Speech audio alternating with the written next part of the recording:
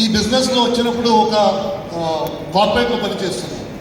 కార్పొరేట్లో పనిచేసి మంచి శాలరీ ఉంది. ఓన్లీ థింగ్ ఇస్ నా ఇంట్లో ఏమేమి ఖర్చు నడుతుంది, రెంట్ అవ్వచ్చు, స్కూల్ ఫీజు అవ్వచ్చు, లేకపోతే ఏదైనా ఖర్చు నా శాలరీ నుంచి వస్తుంది. శాలరీ నాకు ఒక ఆప్షన్ లాగా. నేను ఒక రోజు యోచన చేశాను, ఈ వర్క్ ఏమైనా ఇప్పుడు నేను జాబ్ నుంచి ఏమైనా ప్రాబ్లం అయితే, లేకపోతే కంపెనీ ఏమైనా ప్రాబ్లం అయితే నా శాలరీ ఆపేస్తుంది. శాలరీ ఆపితే ఆమ్లజనకము స్టాప్ అయిపోతుంది నాకు.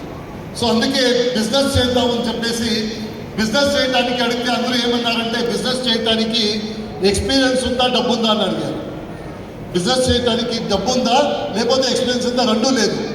ఎప్పుడు నేను బిజినెస్ చూడాలని చెప్పేసి ఎక్కడ ఇన్వెస్ట్మెంట్ ఉండదు, ఎక్స్ట్రా ఎక్స్పీరియన్స్ అడుగురు. ఆ బిజినెస్ చేద్దామని అన్ని జాగా సెర్చ్ చేయనప్పుడు ఒక బిజినెస్ దొరికింది. ఆ బిజినెస్కి ఎక్స్పీరియన్స్ అక్కర్లేదన్నారు, ఇది ఇన్వెస్ట్మెంట్ అక్కర్లేదన్నారు. ఆ బిజినెస్ వెస్టేజ్. నేను కార్పొరేట్ లైఫ్ నుంచి 1.5 lakh శాలరీ నుంచి స్ట్రైట్ ఫుల్ టైం వెస్టేజ్ వచ్చాను. జనవరిలో నా శాలరీ 1,50,000 డ్రా చేసేసి ఫిబ్రవరిలో 550 నుంచి ఈ బిజినెస్ స్టార్ట్ చేశాను. నాకు తెలుసు సర్ప్రైజింగ్ ఏం లేదు. నాకు ఇనిషియలీ పని ఎక్కువ అవుతుంది, డబ్బు తక్కువ అవుతుంది అని చెప్పేసి నాకు తెలుసు. అది టెంపరీ ఫేజు.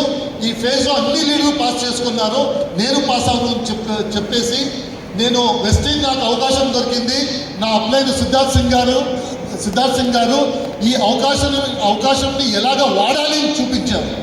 అలాగే వాడుకొని కంపెనీ సిస్టమ్ ఫాలో చేసుకొని అప్లైన్ ఏం చెప్పారో అది ఫాలో చేసుకొని ఈరోజు నేను నా హైయెస్ట్ ఎక్కువ 47.5 lakh ఈరోజు ఎక్కడి నుంచి ఎక్కడికి వచ్చింది చూడండి. ఇది రావడానికి నాకు నియర్లీ 11 years పడింది.